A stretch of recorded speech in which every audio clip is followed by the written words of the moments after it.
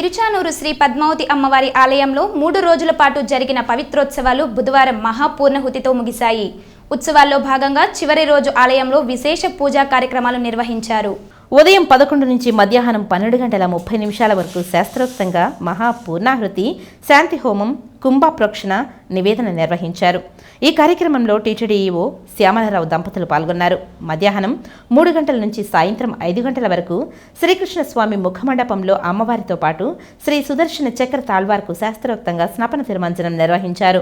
ఆ తర్వాత చక్ర తాళ్వార్ను పల్లకిపై ఊరేగింపుగా పద్మ పుష్కరిణి వరకు తీసుకువెళ్లి శాస్త్రోక్తంగా చక్ర స్నానం నిర్వహించారు.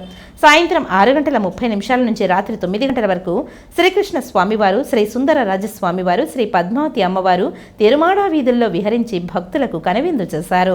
ఈ కార్యక్రమంలో జేఈఓ గౌతమి, ఆలయ డిప్యూటీ ఓ గోవిందరాజన్, ఏఈఓ రమేష్, ఆలయ అర్చకులు బాబుస్వామి, సూపరింటెండెంట్ శేషగిరి, టెంపుల్ ఇన్స్పెక్టర్లు సుభాష్, గణేష్ తదితరులు పాల్గొన్నారు.